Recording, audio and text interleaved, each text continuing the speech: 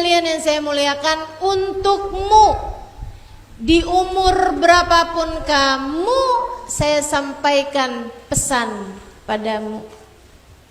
Semoga jadi bekal sampai buat mati dalam husnul khotimah. Semoga jadi bekal kehidupan sampai kita bawa di saat kematian. Pesan saya begini, sesudah lama belajar, sesudah lama hidup, saya tua ini loh,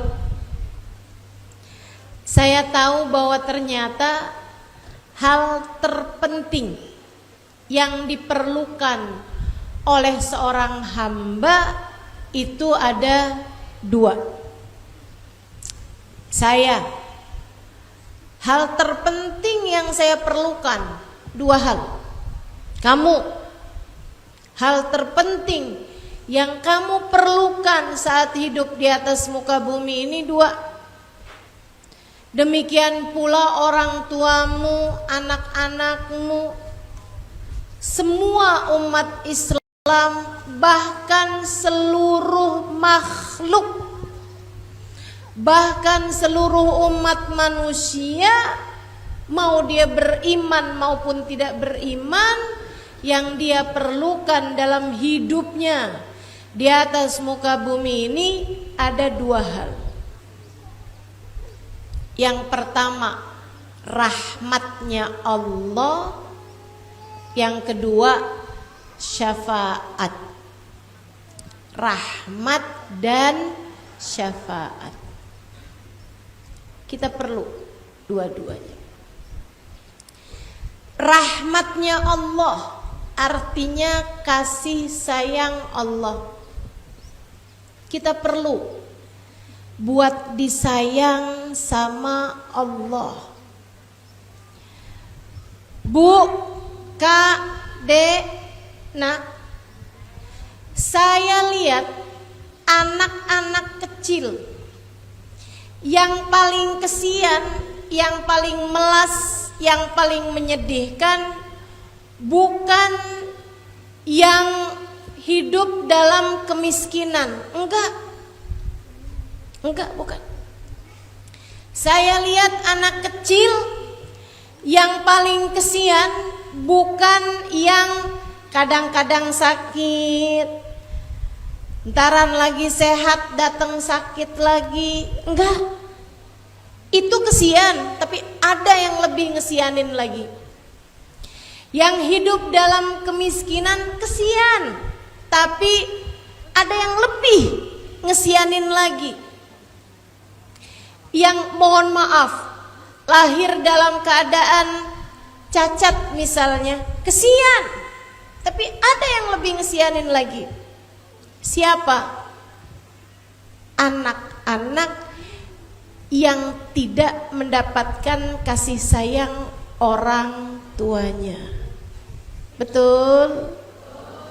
Betul. Saya paling kesian sama anak yang ibunya nyubit, ibunya mukul, ibunya marahin. Kesian.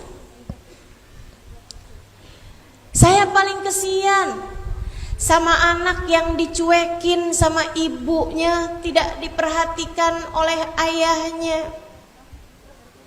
Saya paling sedih ngelihat anak yang manggil-manggil ibunya dan ibunya bilang,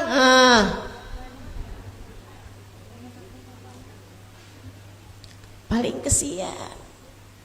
Lihat anak yang tarik-tarik baju ibunya, kemudian ibunya menepis tangannya. Ya Allah, kesian. Dulu ada saat saya bikin daurah pesantren kilat buat anak-anak kecil, usia-usia SD, SMP. Ada satu anak, tiap datang waktu sholat dia nungguin saya keluar dari kamar. Tiap kali saya keluar dari kamar dia lari Kemudian dia bilang, kemudian dia pegang tangan saya, digandeng tangan saya. Sampai nanti kalau udah saya deket sama musola, deket tempat sholat, dia lepas tangannya. Dari situ saya tahu dia pengen gandeng saya bukan karena pengen dilihat anak-anak yang lain bahwa dia dekat sama saya, enggak. Karena begitu dekat sama teman-temannya dia lepas tangannya. Saya biarin karena saya kesian. Satu hari dia bilang begini sama saya, Ustazah nggak marah kan saya gandeng tangannya? Saya bilang, enggak dong nak, nggak marah, nggak apa-apa, silahkan aja. Dia bilang gini, nggak apa-apa ya Ustazah, saya gandeng tangan Ustazah karena ibu saya selalu saja melepaskan tangan saya,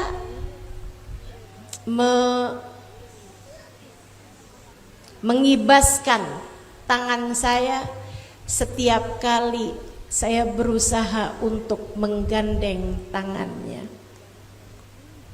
Kesian. Saudaraku sekalian yang saya muliakan, anak tuh paling kesian yang gak dapat kasih sayang dari orang tuanya. Betul? Demikian pula dengan hamba. Demikian pula dengan kita sebagai manusia. Sadar nggak sadar, yang paling merana hidupnya, yang paling sengsara hidupnya, yang paling menderita hidupnya di atas muka bumi ini sebelum kelak di hari akhirat nanti adalah manusia yang Allah Subhanahu wa ta'ala tidak menyayanginya,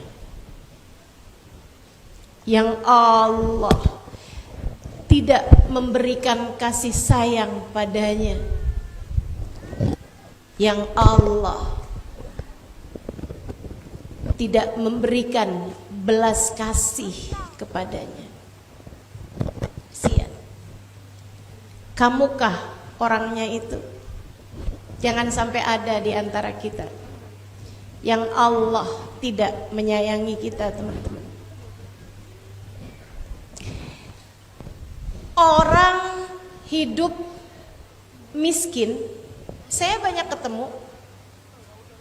Enggak semua orang miskin susah hidupnya. Saya banyak ketemu orang-orang yang Allah kasih dunia serba terbatas, tapi hidupnya bahagia, seneng, ketawa, makan, baru pakai sambal sama tempe aja siang-siang hari di sawah, dibawakan sama istrinya. Dia makan gitu aja sampai udah yang rasanya dunia milik dia seorang. Sama istrinya deh kalau gitu. Udah seneng banget.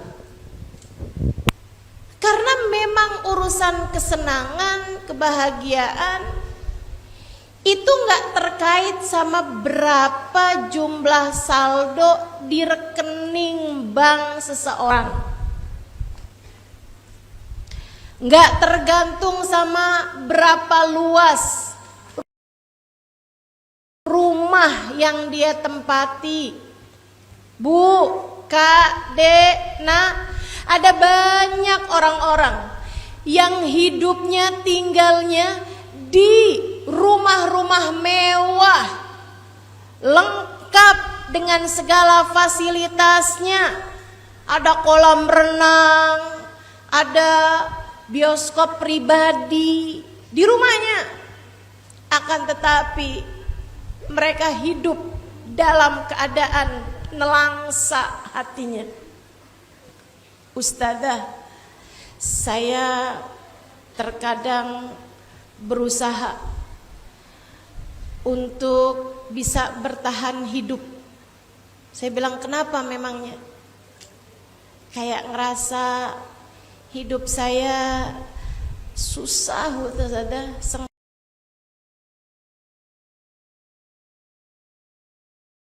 ingin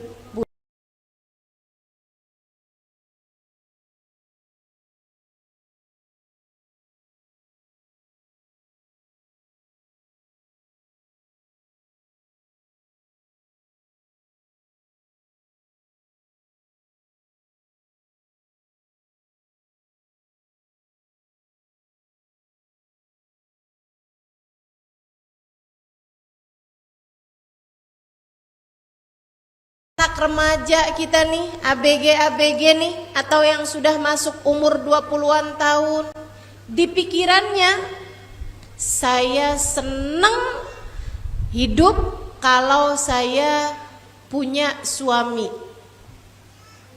kalau saya dapat jodoh. Padahal yang udah nikah, saya tanya nih ibu-ibu yang udah pada nikah, Bu,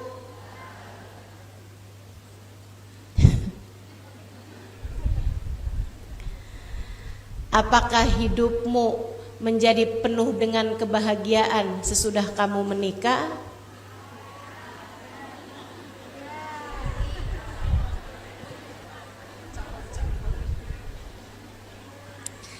Senengan mana? Belum menikah atau sesudah menikah?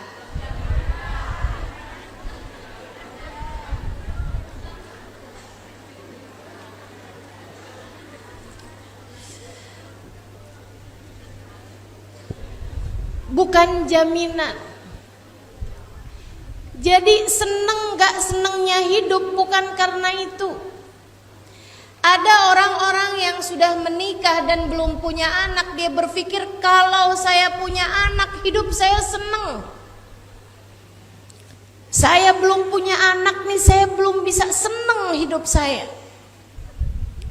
Yang udah pada punya anak, saya tanya, apakah sesudah kamu punya anak semua permasalahan dalam hidupmu selesai?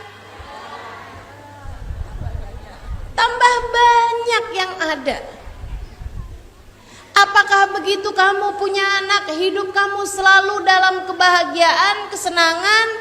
Enggak juga.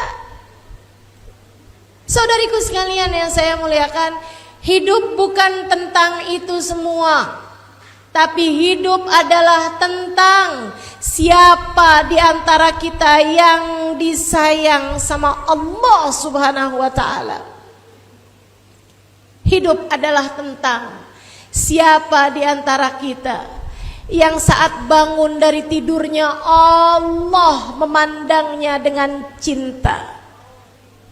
Hidup adalah tentang siapa di antara kita yang melangkah, turun, naik, bergerak, makan, minum, sholat, sedekah, bertemu dengan siapapun, Allah Subhanahu wa ta'ala senantiasa memandangnya dengan penuh kasih sayang. Hidup adalah tentang rahmatnya Allah. Saya ada kenal Hubabah Zahra, ibunda dari guru kami Al-Habib Umar bin Hafidz. Saya ceritakan di buku Bidadari Bumi 2 yang saya tulis di masa pandemi. Kemarin karena ada waktu-waktu yang tidak memungkinkan untuk buat majelis di masa pandemi tahun 2020, saya memutuskan untuk menulis buku Bidadari Bumi yang kedua. Salah satu di antaranya saya tulis Hubabah Zahra. Cuman saya nggak tahu banyak mengenai beliau. Saya pun kirim surat kepada cucu-cucu beliau, anak guru saya Habib Umar bin Hafidz, untuk menuliskan tentang biografi beliau atau kisah-kisah beliau. Subhanallah, beliau ini bukan hanya menuliskan kisah dari apa yang beliau tahu, Tapi beliau malah bertanya kepada bibi-bibinya, adik-adik atau kakak-kakak dari ayahandanya, untuk menceritakan kisahnya Hubabah Zahra yang memang waktu itu sudah meninggal dunia. Dikirimkanlah kepada saya, nah saya tulis kisah beliau itu di buku saya, salah satu dari 9 Bidadari Bumi yang saya tuliskan kisahnya di Bidadari Bumi yang kedua. Itu teman-teman, saya tiap kali jumpa Hubabah Zahra, saya melihat sesosok perempuan yang dirahmati Allah Subhanahu wa ta'ala. Seseorang yang berhasil dalam hidupnya meraih rahmatnya Allah. Tenang, damai, bibirnya selalu tersenyum, pandangannya selalu penuh sayang kepada siapapun. Saya kalau salaman sama beliau, beliau akan pegangi tangan saya sambil bertanya, "Kaif halish Halimah?" "Bakhair." "Alhamdulillah Bapak, kaif abish, kaif ummish?" "Gimana bapak kamu, gimana ibu kamu?" Senyumnya lebar, kayak orang paling bahagia di dunia gitu, orang paling seneng di dunia gitu, kayak orang yang paling menghargai kehidupan di dunia gitu. Saudariku sekalian yang saya muliakan, ketika saya mendengar cerita tentang beliau lebih banyak, saya pun ngerti bahwa yang dibutuhkan manusia hidup di atas muka bumi ini bukan harta, bukan kemudahan hidup, bukan hidup tanpa ujian, akan tetapi melulu rahmatnya Allah Subhanahu wa ta'ala. Beliau menikah di usia 15-an tahun. Saudara sekalian yang saya muliakan, dapat ayahandanya guru saya, yaitu Habib Muhammad bin Salim bin Hafid, seorang ulama, seorang ustadz, seorang yang ditunjuk sebagai imam masjid Al-Muhdar, sehingga rumahnya itu dibangunkan rumah yang sangat kecil sepetak. Di depannya, di areanya masjid, di sebelahnya Masjid Al-Muhdar. Rumahnya hanya terdiri dari ruang tamu kecil, ruang kamar kecil, dapur kecil, nggak ada barang-barang. Ibunda Habib Umar ini bahkan bercerita kepada anak-anaknya, "Dulu nak, Umi waktu kawin sama Abah itu dapat barangnya piring 3 biji, sendok beberapa biji, yang sendoknya bahkan sudah ada yang gompel. Sendoknya ya, bukan piringnya, sendoknya. Umi cuman punya 1 panci dan kita nggak punya barang-barang. Alhamdulillah, seneng banget, alhamdulillah." Sang anak ketika diceritakan balik bertanya, apa yang membuat ibunya bersyukur? "Bu, ini lagi cerita tentang kesengsaraan loh. Gak punya barang apapun waktu nikah. Gak ada tuh yang namanya sofa, tempat tidur, gak ada. Mereka tidur beralaskan kain. Yang tinggal di negeri Arab, teman-teman saudara sekalian, kalau lagi musim panas 50 derajat Celcius. Kalau lagi musim dingin bisa sampai 11-12 derajat Celcius. Dinginnya dingin banget, panasnya panas banget, Mereka nggak punya, jangankan AC, kipas angin aja enggak. Tapi waktu cerita itu, beliau bercerita dengan penuh kebahagiaan. Beliau bahkan bercerita, abah kamu kan ngajar. Jadi kalau abah kamu ngajar tuh, ruang tamu penuh, sampai harus ke dapur-dapur, sampai kemudian kamar kami pun harus didudukin orang, sehingga saya harus naik ke atap. Kalau lagi musim panas 50 derajat Celcius, gak ada apa-apa di atas saya. Panas luar biasa. Umi ngapain di atas? Ya udah Umi zikir aja. Sambil Umi bilang, ya Allah makasih, suami saya di bawah menyampaikan ilmumu, suami saya di bawah berdakwah mengikuti jalan nabimu. Ya Allah, karena yang hadir saya gak dapet tempat untuk bisa bernaung, ya Allah, jadikanlah apa yang saya lakukan menjadi berkah bagi saya. Jangan halangkan saya dari pahala yang kau berikan kepada suami saya dan yang belajar bersama dengannya. Gitu. Zikir di atas kepanasan 50 derajat Celcius. Tapi penuh syukur, tapi penuh rasa bahagia. Kenapa gitu? Karena beliau dirahmati Allah. Peraih rahmatnya Allah. Anaknya nanya, Mi, Umi hidup dalam kemiskinan, Umi hidup dalam kesusahan secara duniawi, kenapa Umi ceritanya kayak seneng banget? Apakah karena ya kan udah berlalu nak, jadi sekarang si Umi seneng, waktu jalaninnya si Umi ya sedih, Umi ya nangis, Umi ya enggak. Beliau juga nggak bilang, misalnya gitu ya Umi sih sekarang seneng nak, karena bagaimanapun kan pahalanya besar, misalnya gitu. Enggak juga teman-teman. Beliau memang mensyukuri hal tersebut.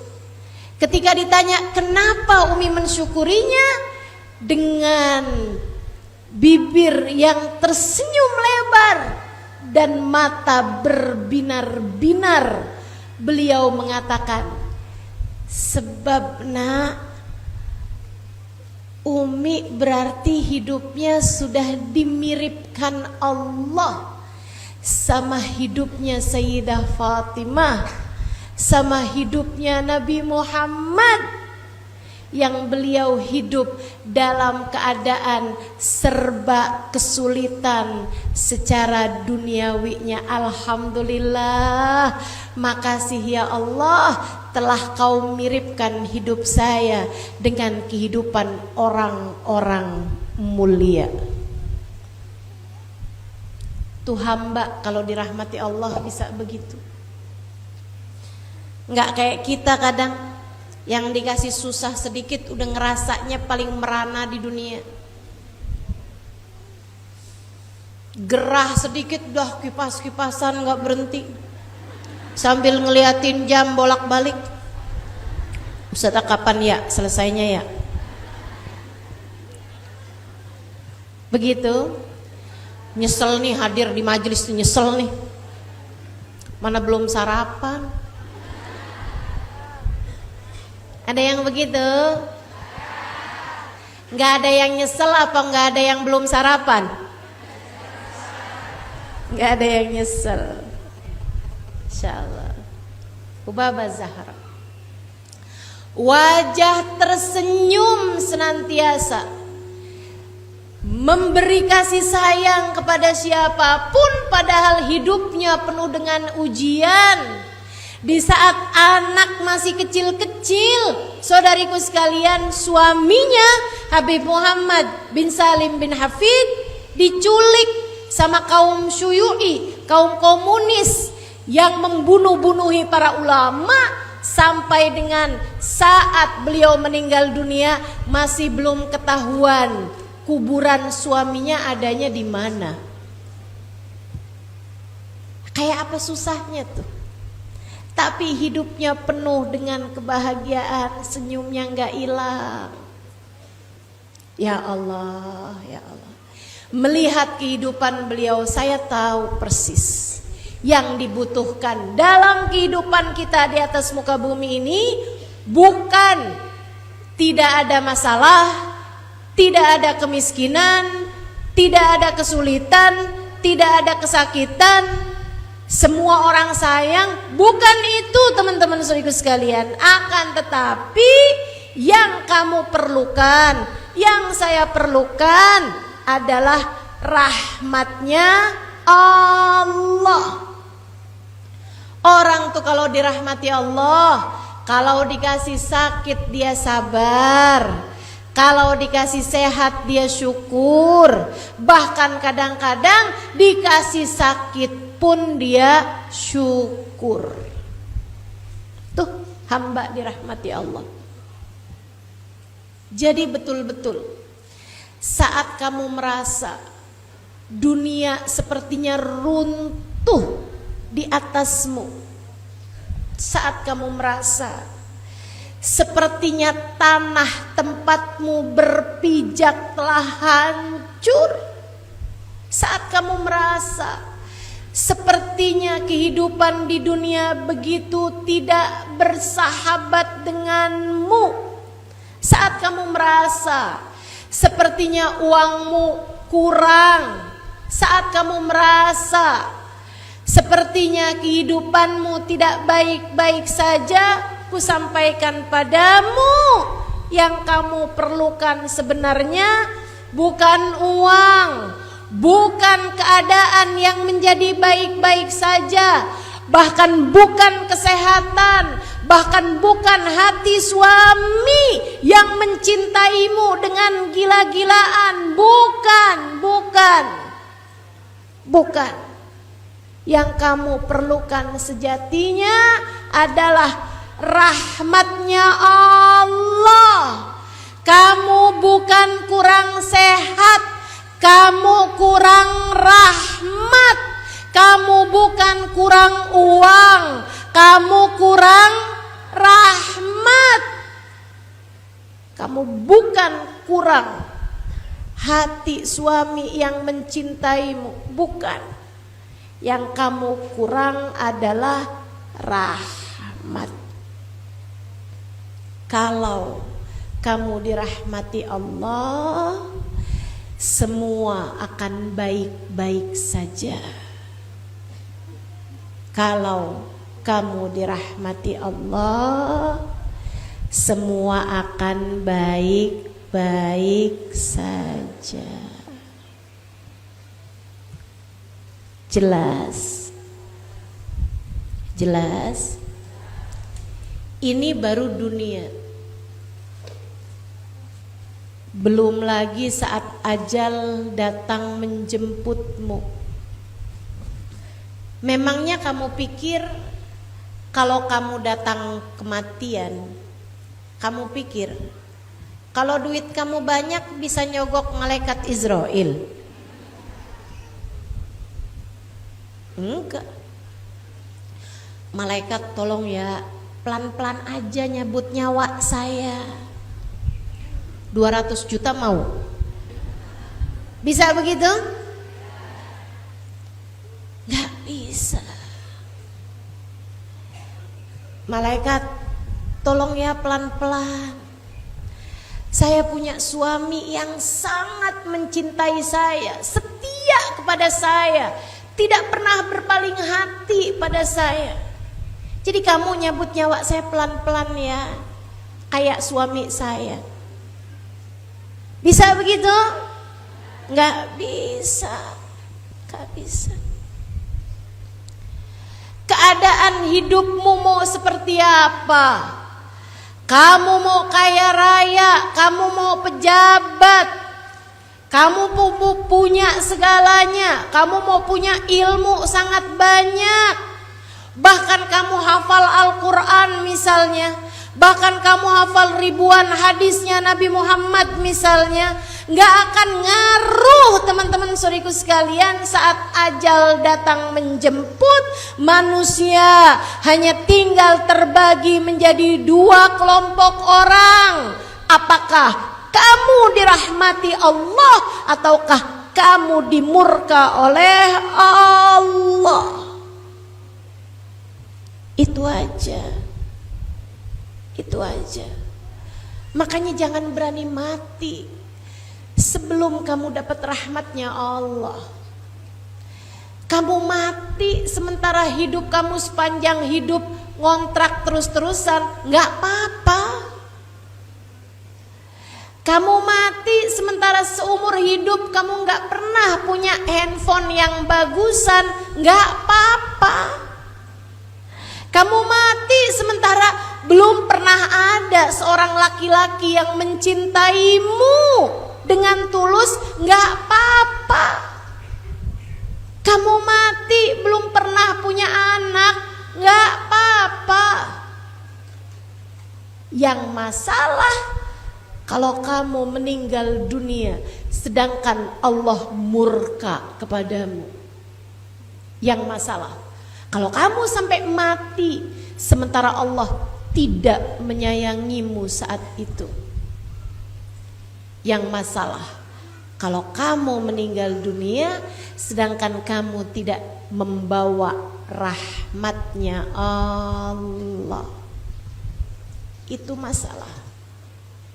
Sebab kalau kamu mati, kamu tidak datang kecuali kepada Allah. Saya ulangi, dengarkan pakai hatimu, Bu.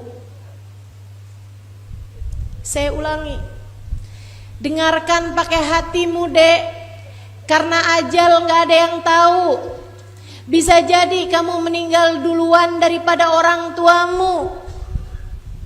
Kusampaikan padamu, Kak, Dek, Nak, Bu, Nek, kusampaikan padamu bahwasanya di saat kamu mati, kamu tidak datang selain kepada Allah. Kalau Allah menutupkan pintu rahmatnya darimu, kemana kamu akan pergi? Kalau Allah mengusirmu dari pintu rahmatnya, pintu mana yang akan kamu tuju? Di dunia, kalau kamu datang ke rumah saudaramu nggak dibukain pintu, kamu bisa datang ke rumah tetanggamu. Kamu bisa minta kepada saudaramu yang lain. Akan tetapi kalau kamu mati dan Allah tidak membukakan pintu rahmatnya darimu, kemana kamu akan pergi? Kemana kamu akan menuju? Makanya Bu, yang kamu perlukan adalah rahmatnya Allah. Kita darurat rahmat. Kita darurat dapat rahmat. Sebelum datang ajal menjemput kita di dunia ini, buat bisa senang hidup di dunia, yang kita perlukan adalah rahmatnya Allah. Biar bisa senang saat ajal datang menjemput, yang kita perlukan adalah rahmatnya Allah. Biar senang saat Israel pada akhirnya mulai mencabut nyawa kita. Berusahalah agar dapat meraih rahmatnya Allah. Semoga Allah merahmati kita semuanya insya Allah. Amin. Semoga Allah merahmati kita semuanya insya Allah. Amin. Semoga Allah merahmati kita semuanya insya Allah. Amin. Yang kedua, selain rahmat, kita perlu sama syafaat. Siapa yang punya syafaat? Kullu abdin amana billah. Semua orang yang beriman kepada Allah, mati bawa iman kepada Allah, dia berkemungkinan memberi syafaat kepada satu orang hambanya Allah. Jadi semua orang-orang baik bisa mungkin buat ngebantuin kita di akhirat. Sama kayak semua orang baik bisa mungkin buat membantu kita di atas muka bumi ini. Syafaat itu artinya bantuan. Kalau rahmat tadi artinya kasih sayang. Rahmat kasih sayangnya Allah Subhanahu wa taala. Kalau syafaat adalah bantuan. Nah, kalau bantuan atau pertolongan itu teman-teman saudara sekalian banyak yang punya. Semua orang beriman punya syafaat. Semakin tinggi derajatnya, semakin banyak syafaatnya. Para ulama bisa memberikan syafaat kepada kita. Termasuk juga yang lebih daripada para ulama, para aulia, para kekasih-kekasih Allah Subhanahu wa taala. Mereka punya banyak syafaat kepada orang-orang yang mencintainya. Dulu Sayyidil Syekh Abdul Qadir Al-Jailani syafaatnya banyak. Meskipun memang kalau masa hidup seringnya disebut bukan syafaat melainkan karamat, keramat gitu ya orang sebutnya. Maka di Jakarta tuh ada keramat luar batang, ada keramat Kuitang, di Bogor ada keramat Empang, di Pekalongan juga tentu ada keramat juga makamnya Habib begitu kan ya, Ahmad Al-Attas, di banyak-banyak tempat termasuk keramatnya Wali Songo kan begitu.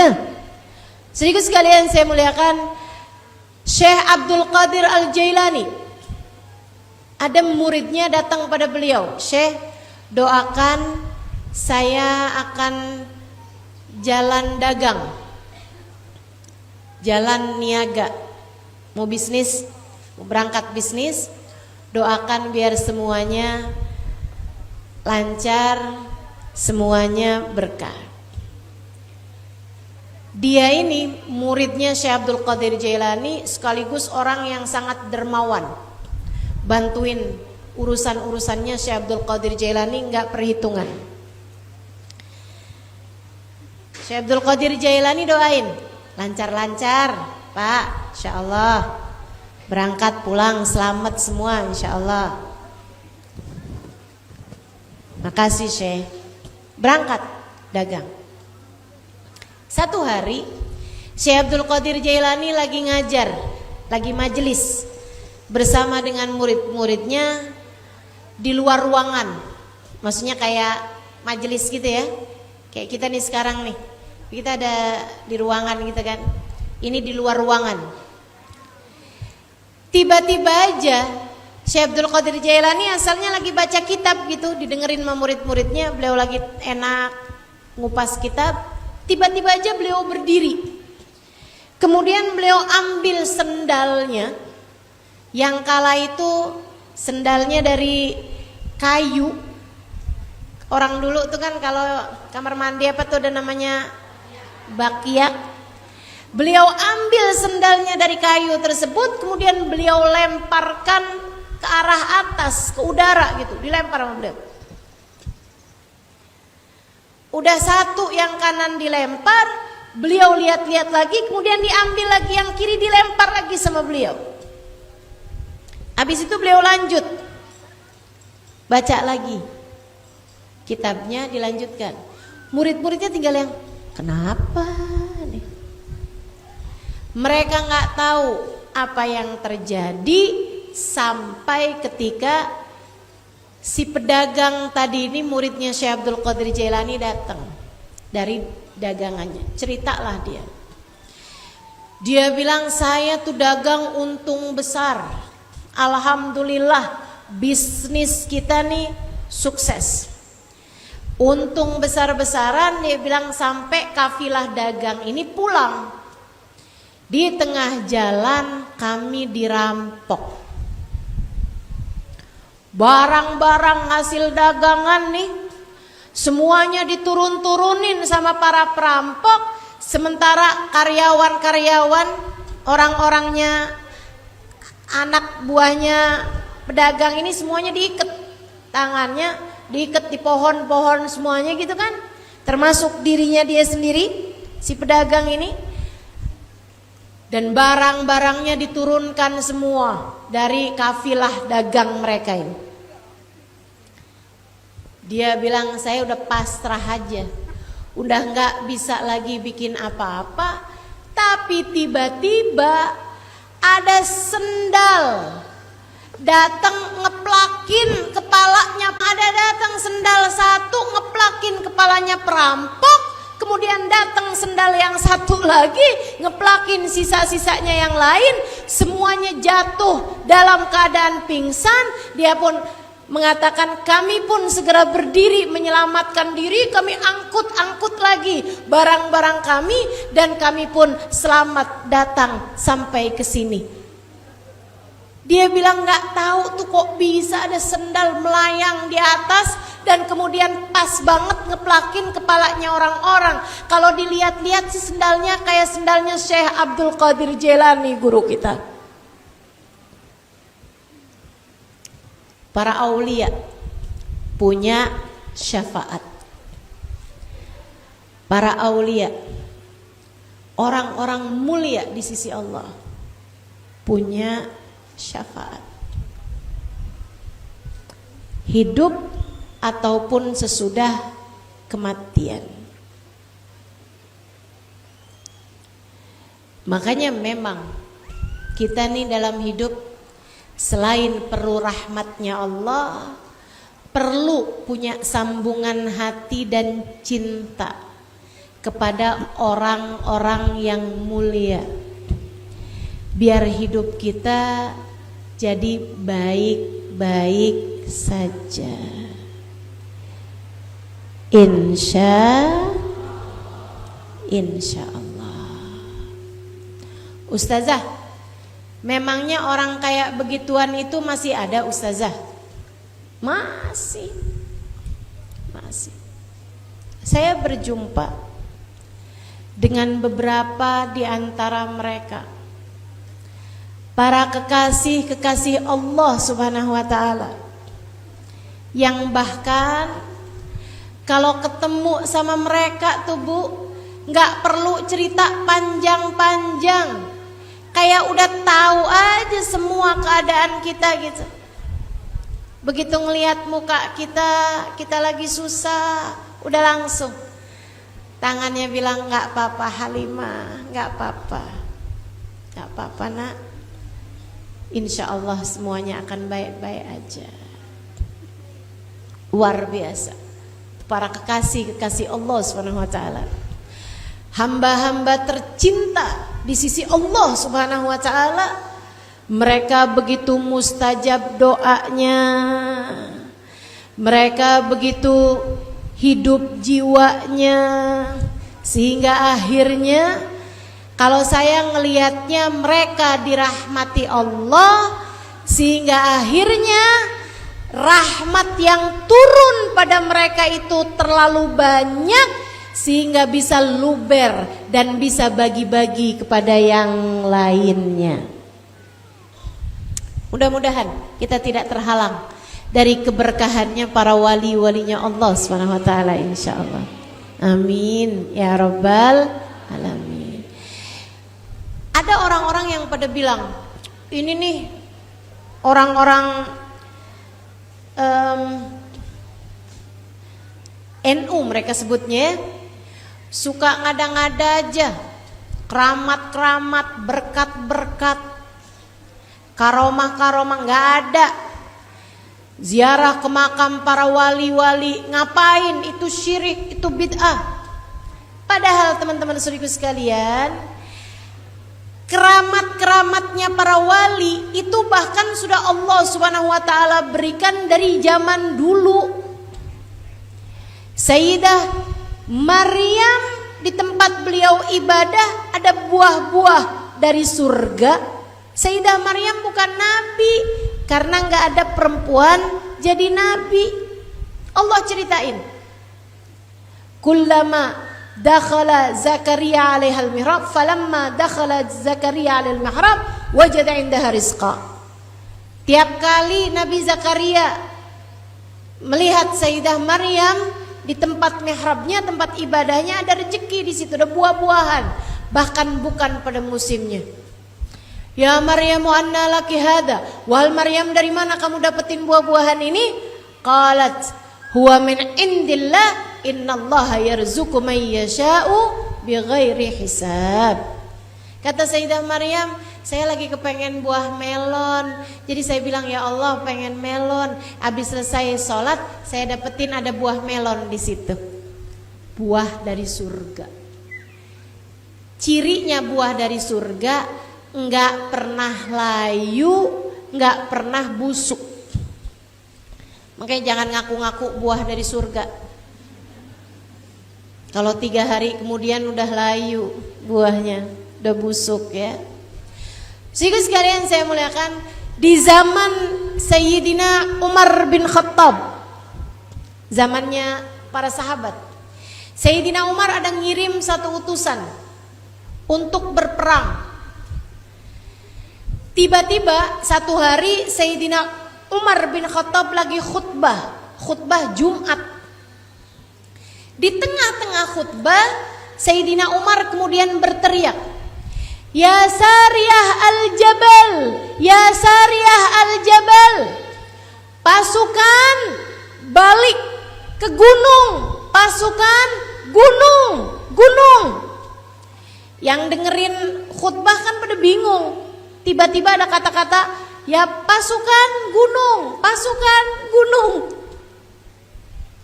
Mereka baru ngerti sepulang pasukan dari medan peperangan. Mereka bercerita, kami ini hampir saja terkalahkan karena kami nggak tahu ada rombongan pasukan dari balik gunung. Ketika tiba-tiba kedengeran suara, ya Sariyah al-Jabal, ya Sariyah al-Jabal, pasukan lihat gunung, pasukan lihat gunung. Dia bilang kami pun segera berbalik arah menuju ke gunung. Di balik gunung kami mendapatkan ada pasukan musuh bersembunyi dan siap menghabisi kami saat itu. Andai tidak karena mendengar suara,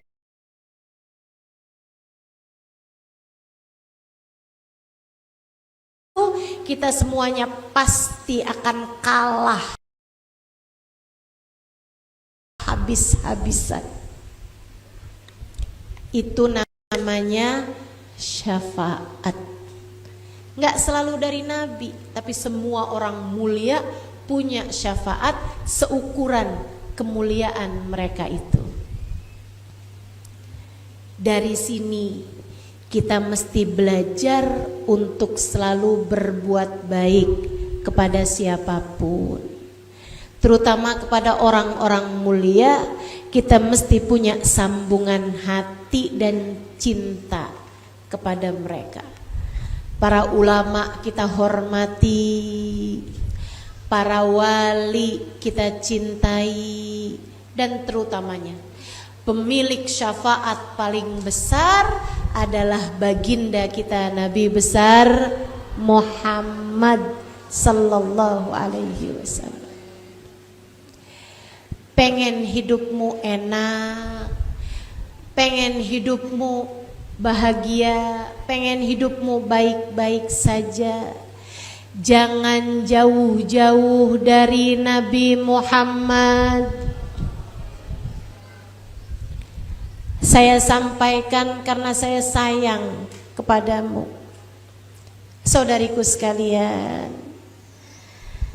Simpenan kita yang paling besar, andalan kita yang paling bisa diandalkan, senjata kita yang paling ampuh, obat kita yang paling mujarab, baginda kita Sayyiduna Muhammad.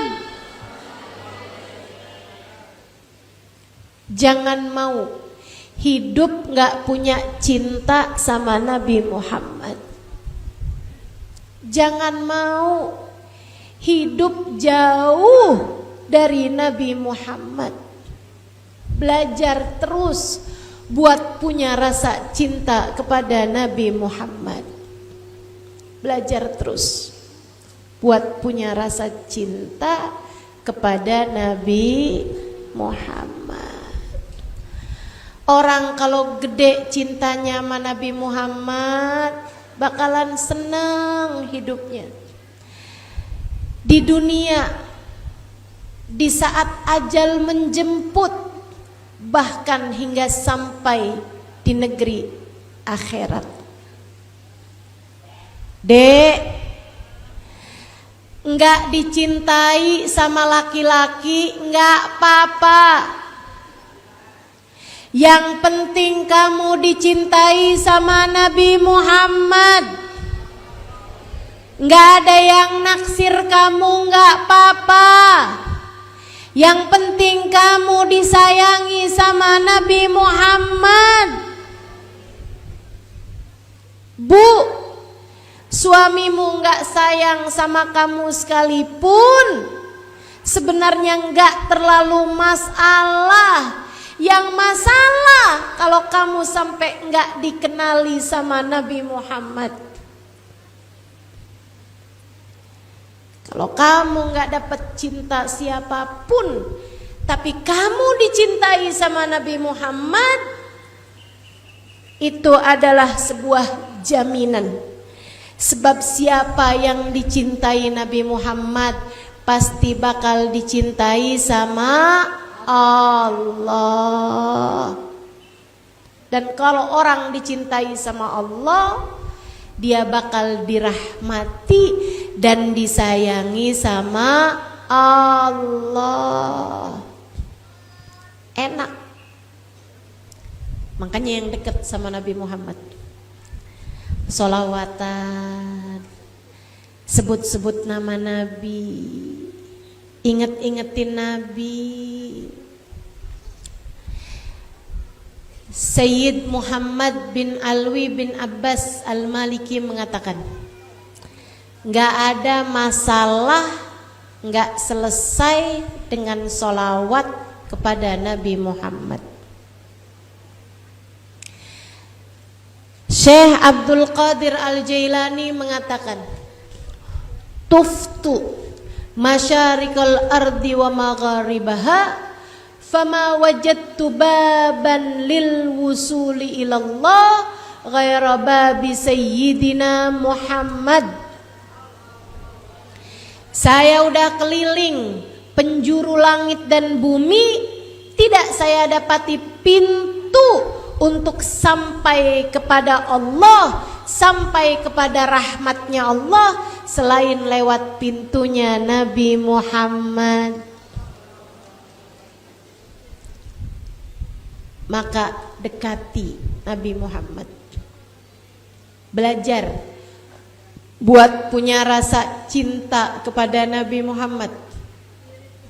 Saya nggak mau kasih contoh yang jauh-jauh. Saya bisa lihat orang kalau cinta sama Nabi Muhammad, sakaratul mautnya ringan. dari umi saya. Saudaraku sekalian, umi saya bukan ustadzah. Anaknya ini yang ustadzah. Umi saya nggak bisa bahasa Arab. Anaknya ini yang bisa. Umi saya nggak bisa ngajar. Anak-anaknya yang banyak diantaranya yang mengajar. Tapi umi saya punya bekal besar namanya cinta kepada baginda Nabi besar Muhammad sallallahu alaihi wasallam. Orang-orang yang biasa hadir majelis yang di sana umi saya hadir tahu persis seperti apa cinta umi saya kepada baginda Nabi besar Muhammad sallallahu alaihi wasallam. Dulu zaman kajian saya belum ada di YouTube, belum ada di Instagram seperti sekarang. Saya kalau pulang ke rumah, oleh-oleh yang sering saya bawa adalah CD, kaset CD untuk umi saya dengerin di mobil. Terutamanya kajian mengenai baginda Nabi besar Muhammad sallallahu alaihi wasallam. Senang umi saya. Sampai abang saya suka bilang, umi nih Mi, orang kalau cerita tentang Nabi Muhammad baru ucap salam aja umi udah nangis aja Mi. Kayaknya baru yang assalamualaikum warahmatullahi wabarakatuh, umi saya udah berderayan air mata. Orang baru baca sholawat Nabi Muhammad, umi saya udah berderayan air mata. 6 bulan bahkan mungkin 1 tahun sebelum meninggalnya umi saya setiap kali saya bilang, umi mudah-mudahan umi sehat, amin. Mudah-mudahan umi hajatnya dijabah, amin. Mudah-mudahan urusan umi semuanya dimudahkan, amin. Mudah-mudahan umi panjang umur. Jangan deh Nok, umi gak usah didoain panjang umur. Saya bilang, kenapa gitu Mi? Umi kangen sama Nabi Muhammad. Sampai sering banget umi saya bilang, umi kangen sama Nabi Muhammad, umi kangen sama Nabi Muhammad. Kakak saya suka bilang, Mi, ketemu sama Nabi itu gak harus mati Mi. Orang ketemu sama Nabi itu banyak para wali-wali Mi, mimpiin Nabi Muhammad. Umi saya senyum-senyum aja. Kayak yang gak puas kalau cuman mimpi. Pengennya ketemu langsung sesudah mati. Saudaraku sekalian saya muliakan, sampai 5 hari sebelum umi saya meninggal dunia, umi saya masih hadir majelis maulid. Dan saya saat itu, bahkan beliau yang masih mimpin doanya maulid. Saya saat itu hujan turun deras sekali. Dan karena hujan turun deras, saya pakai waktu itu untuk doa. Saya bilang, nih hujan kalau deras gini nih waktunya kita buat doa. Mari kita doa. Doa tuh. Yang saya banyak doakan adalah tentang meraih rahmatnya Allah. Saya bahas bahwasanya hal terpenting yang perlu kita dapat di dunia hingga perlu kita bawa di saat akhirat adalah rahmatnya Allah. Saya doa panjang. Mungkin ya kajiannya 1,5 jam atau 1 jam 15 menit, 45 menitnya saya pakai buat doa. Setengah jamnya pembahasan.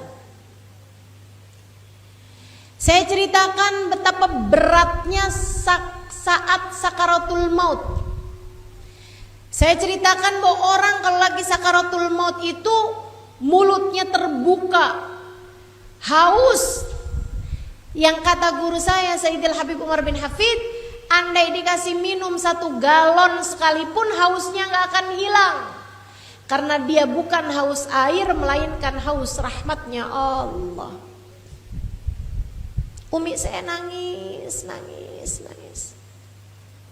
Saudariku sekalian yang saya muliakan, Umi saya saat meninggal dunia pagi hari, malamnya masih sholat berjamaah di masjid pesantren kami dari maghrib ke isya. Beliau istiqomah sholatnya di musola yang sengaja dibangun abah saya untuk umi saya. Antara maghrib dan isya tempatnya di situ. Nggak sakit, nggak apa, maksudnya nggak sakit yang sampai bawa kematian gitu. Beliau masih sholat di situ. Jam 2 malam baru beliau mengeluh sesak dadanya. Tapi nggak bisa dibuat apa-apa juga karena jam 2 malam. Pagi hari subuh masih sholat subuh. Jam 8-an saudara-saudara saya telepon saya bilang bawa ke rumah sakit. Akhirnya umi saya dibawa ke rumah sakit. Saya mau jalan majelis. Di majelis baca maulid, saya doa, saya minta sama Allah saat lagi qiyam agar Nabi Muhammad berkenan nengokin umi saya. Umi saya bawa ke rumah sakit, bahkan minta dibawa pulang. Tanya sama adek saya, umi minta pulang mulu mi, mau ngapain umi di rumah? Udah di sini aja, ada dokter, ada apa-apa gampang, bisa dikasih obat. Umi saya bilang, umi mau sholat nak, mi pulang aja deh, umi mau sholat. Sholat apa mi? Sholat duhur, masih jam 9 pagi mi. Sholat duha kan tadi udah sebelum berangkat ke rumah sakit, umi udah sholat duha duluan. Wanita solehah teman-teman, wanita solehah. Saya seringkali merasa ketika saya bisa menyampaikan kajian semacam ini, semoga ucapan saya bisa kamu dengarkan, jadi penghiburan bagimu, jadi perempuan yang mudah-mudahan bermanfaat ilmunya, berkah ilmunya. Saya seringkali merasa bahwa ini semua adalah dari kesolehan kedua orang tua saya.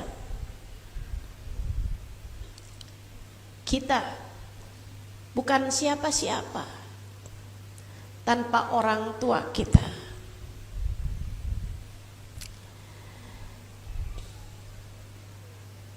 Nggak lama kemudian beliau bahkan nyuruh abah saya buat pulang. Udah pulang aja, nanti saya nyusul, kata umi saya. Abah saya pulang. Rupanya karena beliau nggak mau abah saya melihat detik-detik kepergian beliau. Beliau bahkan minta wudhu dulu. Habis selesai wudhu, beliau naik ke atas tempat tidur. Beliau sempat gigit bibirnya. Kemudian beliau berkata, ya Rasulullah, ya Rasulullah, ya Rasulullah. Kemudian meninggal dunia. Adik saya sampai bilang, Kak Imah tuh kalau cerita tentang sakaratul maut selalu berat, selalu kehausan, kesakitan, selalu sesuatu hal yang menakutkan. Sampai-sampai ketika Umi meninggal, saya kecolongan. Saya nggak tahu bahwa beliau sedang sakaratul maut, karena nggak ada kesakitan, nggak ada ketakutan, nggak ada kehausan, nggak ada sesuatu yang menyeramkan. Beliau hanya memanggil dengan suara lirih, ya Rasulullah, ya Rasulullah, ya Rasulullah. Kemudian meninggal dunia. Sakaratul maut semestinya berat, kecuali untuk para peraih rahmatnya Allah.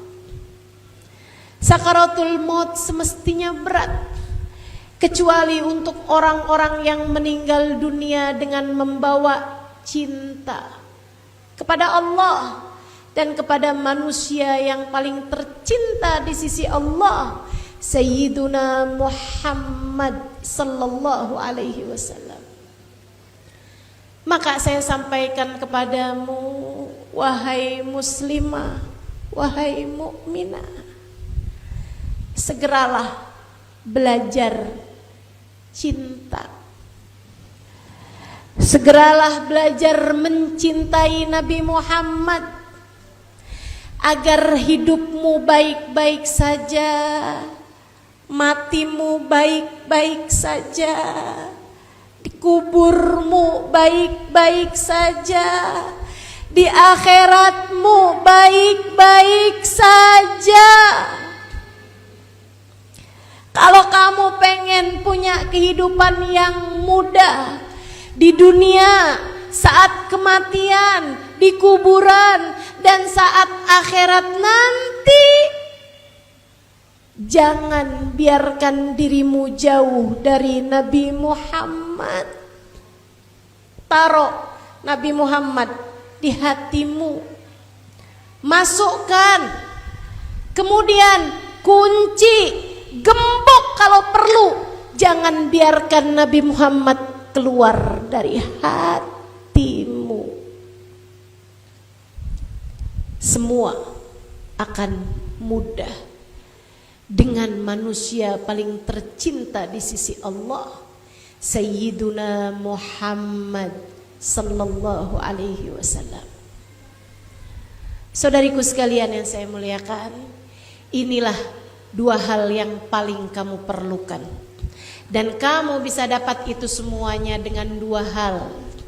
Hiduplah dengan takwa, kerjakan perintah Allah Ta'ala, jauhin dosa, jauhin dosa, jauhin dosa. Apapun bentuk dosanya tinggalkan, kerjakan taat pada Allah Ta'ala. Sholatmu jangan tinggal, puasamu jangan tinggal, sedekahmu jangan tinggal, auratmu tutup, sama suami yang benar, sama anak yang benar, sama orang tua yang benar, yang jujur. Lisanmu tuh jangan suka bohong, jangan suka ngomongin orang. Jelas kok jalan hidup ini, jelas jalan hidup ini. Adik-adik jangan pacaran. Tapi ibu-ibu juga jangan pacaran. Jangan suka hutang. Ya Bu ya, jangan suka hutang, apalagi jika hutang itu adalah hutang riba, hutang yang berbunga, apalagi kalau hutangnya lewat pinjol. Udah gak usah. Hiduplah dengan takwa, hidup sama Allah, hidup di jalan Allah, ikuti perintah Allah, jauhkan larangan Allah. Itu satu, hidup dengan takwa. Yang keduanya, hidup dengan cinta. Cintai Allah lebih dari kamu mencintai apapun. Cintai Nabi Muhammad lebih dari kamu mencintai siapapun. Cintai siapapun, yang cinta mereka mendekatkanmu kepada Allah. Dengan dua jalan tersebut, jika keduanya kamu jadikan sayap kanan kiri, takwa, cinta, kamu bisa terbang menuju ridha Allah Subhanahu wa taala. Kamu bisa terbang menuju rahmat Allah Subhanahu wa taala. Kamu bisa hidup dalam keadaan diberi kemudahan, baik dunia sampai mati, sampai di akhirat nanti.